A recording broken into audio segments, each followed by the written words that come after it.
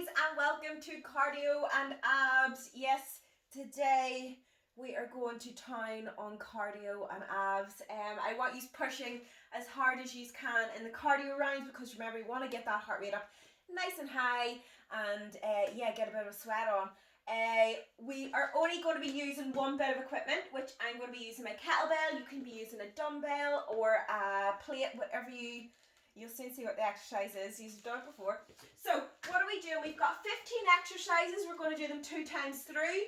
45 seconds on the clock, 15 seconds of rest, 30 rounds. You know the score. So we're going to start off with our jumping jacks. Now, I know we do this a lot at the start, but they're such a good exercise just to get the body warmed up, get the arms stretched out, warm the legs up, get all those joints going nice and warm. But you really should be doing a small bit of a warm up just to get the joints ready. Right, so we're going to start off with our jumping jacks.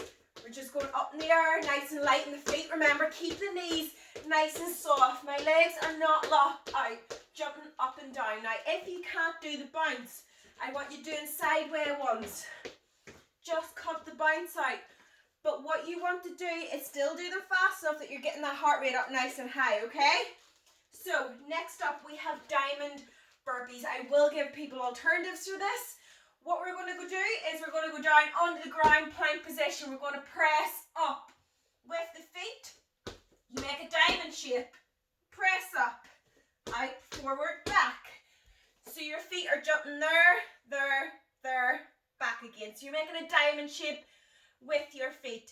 Again, if you find that too complicated, just smash out the burpees. Now, if you can't do that there, what you can do is you can go down onto your knees. You can do your push-up. You can then go in, you can jump, or you can simply step, forward. So you're doing 3 points of steps, 2 at the side, and then to the front. Again, if you raise yourself up, get a box.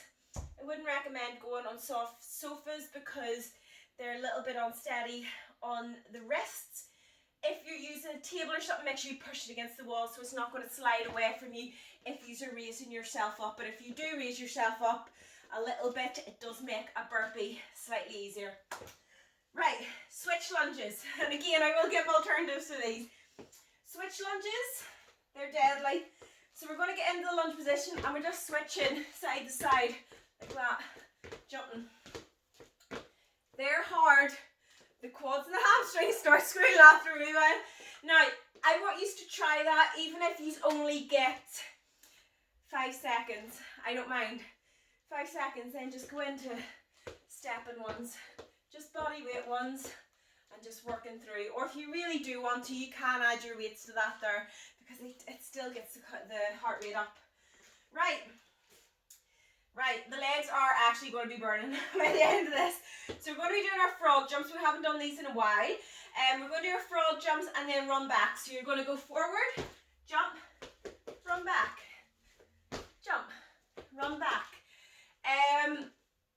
If you find that you don't have much room, all what you're doing is jumping, run back, jump. Just limit the space. Don't be flying into any TVs or injuring yourselves.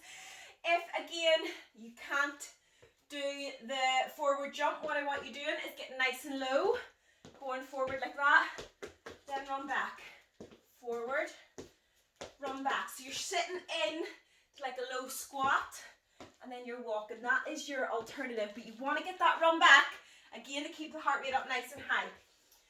Right, side step planks. I'm going to give you 2 alternatives to this. I will get my mat out because it's sore on the elbows. So, you can, the harder option I always find is down on the elbows. Make sure I'm in the frame. And again, limit the space between your sternum and your pelvis. So it flattens that back out. You're not sitting like that. As soon as I do that, I can feel it in my back. Pull the hips under. Step. Side to side. If that's too hard, go up onto the hands. Again, flatten that back out. Step side to side. So just going side to side. If you find that you just can't hold that, go in to a plank for a while. Then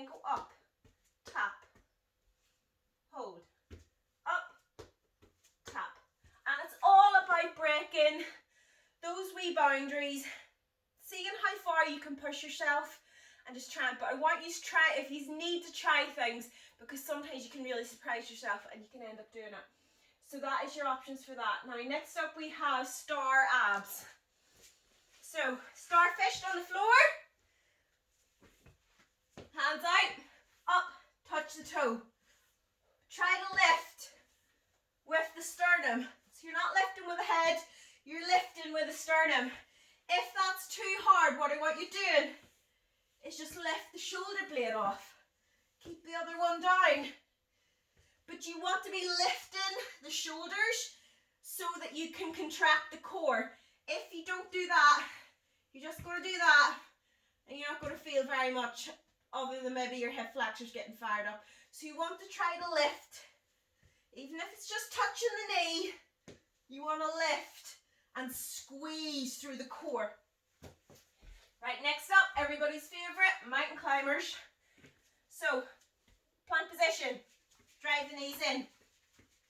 And again, when you're doing any sort of plank, make sure hands are on the floor, you're pushing through the hands into the shoulders. Don't have the hands out like that and run like that.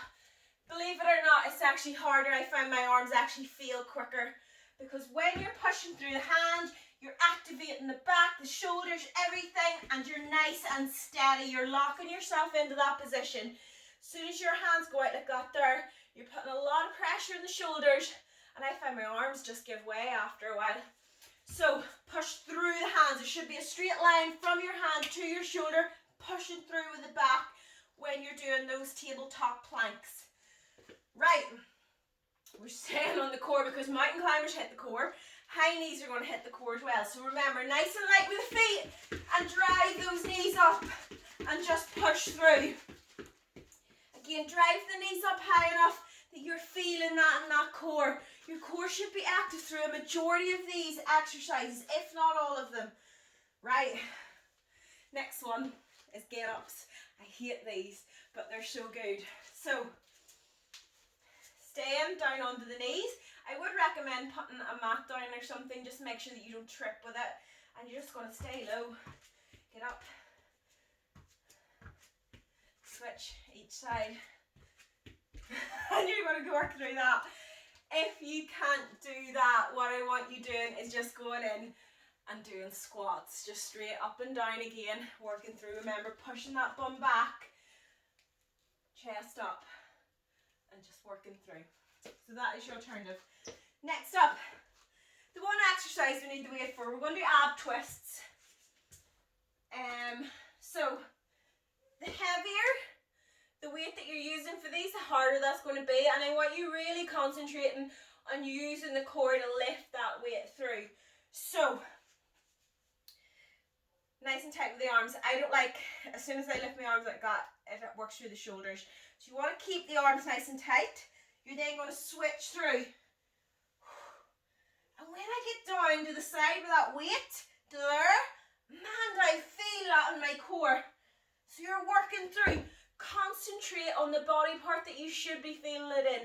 And that is in the core with that exercise.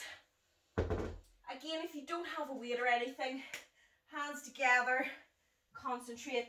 You can push the legs out like that to make it even harder again if you don't have a weight. I find it hard enough with a weight. Right, next up, we're going to do heel touches.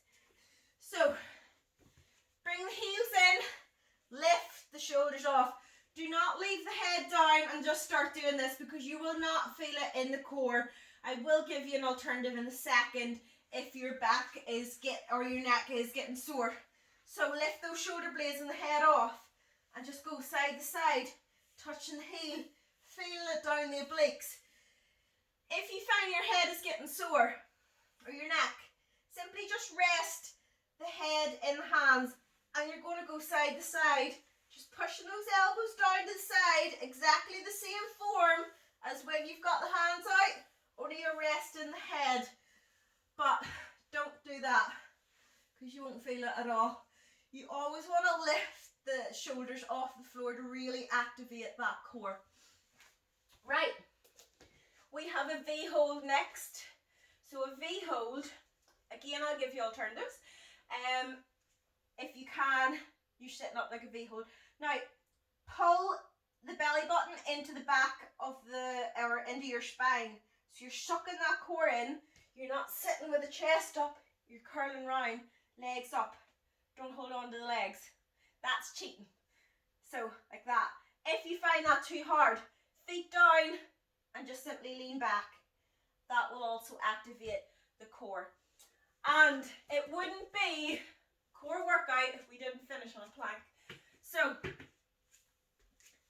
elbows under the shoulders, limit that space between the sternum and the pelvis, and we're going to hold it for 45 seconds.